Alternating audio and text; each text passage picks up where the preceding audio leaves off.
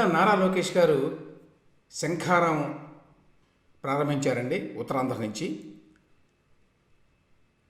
రోజుకి 3 నియోజకవర్గాలు కవర్ చేస్తాను, 3 బహిరంగ సభలు అని చెప్పి చేశారు. నిన్న కూడా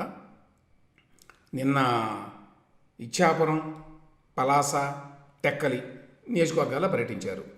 ఈ మూడింటిలో మాట్లాడిన వాటిల్లో ఒక 3 పాయింట్లు ఇంపార్టెంట్గా చెప్తానండి. ఒకటేంటంటే టీడీపీ, జనసేన కలిసి పోటీ చేస్తున్నాయి కాబట్టి ఈ రెండింటి మధ్య కొంత సయోధ్య తీసుకురావాలి, కలిసి పనిచేసేట్టుగా కోఆర్డినేషన్ తీసుకురావాలి అనే ఉద్దేశంతో ఈ లోకేష్ గారి సభలో తెలుగుదేశం, జనసేన నాయకులు కలిసి మాట్లాడారు. అదొక డెవలప్మెంట్. రెండవది, లోకేష్ గారు మొదటి నుంచి కూడా కొంచెం ధాటిగా మాట్లాడుతున్నాడు విమర్శల విషయంలో. సో నిన్న జగన్మోహన్ రెడ్డి గారు ఎప్పుడు నేను పేదవాడిని అని చెప్తూ ఉంటాడు కదా, దాన్ని ఎక్స్పోజ్ చేయడానికి బాగానే ట్రై చేశాడండి.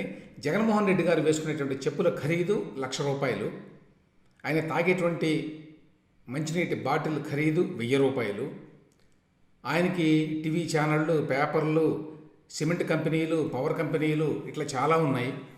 ఆయన ఎట్లా పేదవాడు అవుతాడు అనేది ఇక్కడ చెప్పుకోవాల్సిన అంశం ఏంటంటే, జగన్మోహన్ రెడ్డి గారు కానివ్వండి, లేకపోతే చంద్రబాబు నాయుడు గారు, నారా లోకేష్ గారు, లేకపోతే పవన్ కళ్యాణ్ గారు, వీళ్ళంతా ఎవరో కూడా పేదవాళ్ళు కాదు.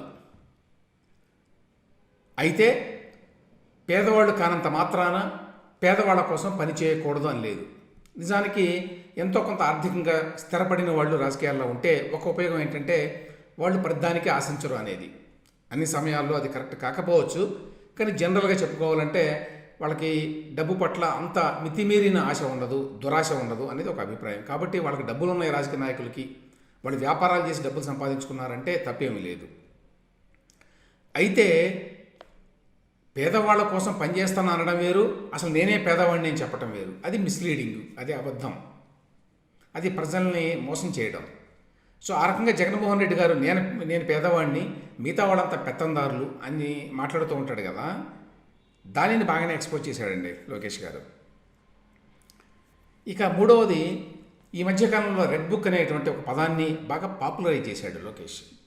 ఏమిటి రెడ్ బుక్ అంటే, ఈ అధికారులు, ప్రభుత్వ యంత్రాంగంలో ఉన్నవాళ్ళు, పోలీసులు, వీళ్ళంతా కూడా ప్రతిపక్షాలను హింసిస్తున్నారు, నిబంధనలు ఉల్లంఘిస్తున్నారు యథేచ్ఛగా, అధికార పార్టీ కోసం ఎంతకైనా తెగిస్తున్నారు.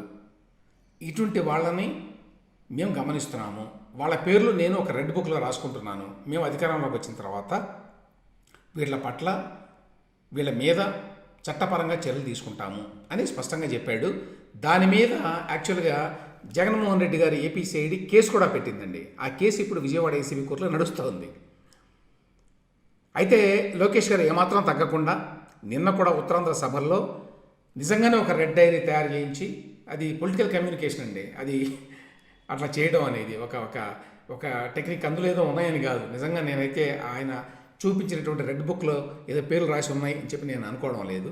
కానీ ఒక రెడ్ బుక్ యాక్చువల్గా తయారు చేయించి ఆ బుక్ను పట్టుకొని చూపించి, ఈ పుస్తకంలో ఉన్నాయి వీళ్ళందరి పేర్లు, ఎవరైతే అధికార పార్టీకి ఒత్తాసులుగా పనిచేస్తున్నారో వాళ్ళందరినీ కూడా మేము వదిలిపెట్టాం, వాళ్ళ మీద చట్టపరంగా చర్యలు తీసుకుంటాం, తప్పు చేసిన వాళ్ళందరూ జైలుకి వెళ్లాల్సిందే, ఈ విషయంలో రికమెండేషన్లో కూడా పనిచేయవు అని కూడా చెప్పాడు.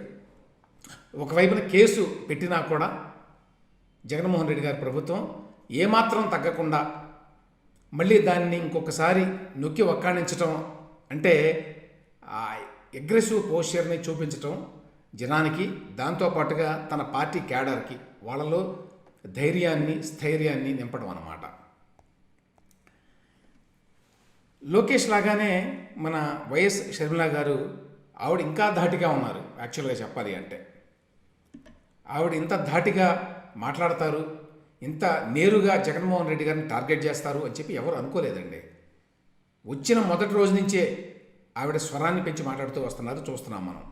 అంటే నేరుగా ఏ అంశాలైతే జగన్మోహన్ రెడ్డి గారికి, ఆయన ప్రభుత్వానికి ఇబ్బందికరంగా పరిణమిస్తాయో ఆ అంశాలనే ఆవిడ లేవనెత్తుతోంది. అది అక్కడ చెప్పుకోవాల్సిన విషయం. సో నిన్న చిత్తూరు జిల్లాలో మాట్లాడింది. అంతకుముందు బాపట్లో ఆవిడ మాట్లాడినప్పుడు, ఆవిడ మాట్లాడి వెళ్ళిపోయిన తర్వాత అక్కడ ఎమ్మెల్యేగా ఉన్నటువంటి కోన రఘుపతి గారు, ఏదో ఆవిడ వైఎస్ రాజశేఖర రెడ్డి గారి కూతురు కాబట్టి ఊరుకున్నాం, కానీ ఇంకెవరన్నా అయితే అసలు బాపట్ల దాటి పోనిచ్చేవాడం కాదు అన్నాడు. అంటే ఎందుకు పోనివ్వడం? బాపట్ల ఏమన్నా ఆయన మరి జాగీరో ఏంటో తెలియదు. దేశంలో చట్టాలు ఉన్నాయా లేవా, ఆయన తలుచుకుంటే ఎవరినైనా సరే బాపట్ల దాటి పోనివ్వకుండా ఉంటాడా మనకు తెలియదు. కాకపోతే ఆ మాట ఎందుకని ఉంటాడంటే, మామూలుగా కోన రఘుపతి లాంటి వాళ్ళు ఇట్లాంటి మాటలు మాట్లాడడం తక్కువగా చూస్తాం. ఎందుకు మాట్లాడతారు? జగన్మోహన్ రెడ్డి గారిని సంతోషపెట్టడానికి, అంతకుమించి ఇంకో కారణం లేదండి. సో ఆ ఊపిలో బహుశా ఆయన మాట్లాడి ఉంటాడు.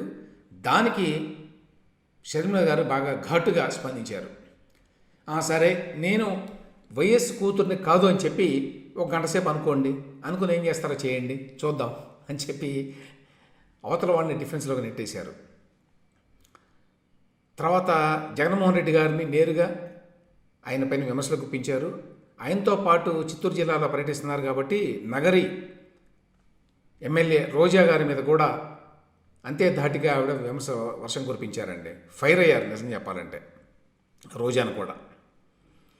గత ఎన్నికల్లో జగనన్న ఒక అవకాశం ఇవ్వండి అని ప్రజలను అడిగారు. నేను కూడా అడిగా. ఆయన సీఎం అయితే ప్రత్యేక హోదా వస్తుందని విశ్వసించా. తీరా చూస్తే ఏమైంది? ఒక్కసారైనా నిజమైన ఉద్యమం చేశారా? ప్రధాని మోదీని మధ్య కలిసినప్పుడు ఒక పేపర్ మొక్కిచ్చారు, దాంతో ప్రత్యేక హోదా వస్తుందా అని చెప్పి జగన్మోహన్ రెడ్డి గారి మీద అటాక్ చేసింది ఆవిడ. సో ఇంకా ముందు ఈ వేడి ఇంకా పెరుగుతుందండి. ఎందుకంటే జగన్మోహన్ రెడ్డి గారు కూడా మొదలు పెడుతున్నారు.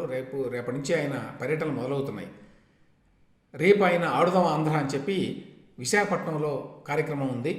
దాన్ని కూడా ఆయన ఒక రాజకీయ సమావేశం కింద మార్చుకుంటాడు, అందులో ఏమాత్రం సందేహం లేదు. ఆయన అక్కడికి వెళ్తోంది ముఖ్యమంత్రి హోదాలో. అది ఆర్గనైజ్ చేసింది రాష్ట్ర ప్రభుత్వం అయినా కూడా ఆయన దాన్ని ఒక ఫక్తు రాజకీయ సభలాగా మార్చేసి మాట్లాడతాడు. చూడాలి ఏం మాట్లాడతాడో రేపు.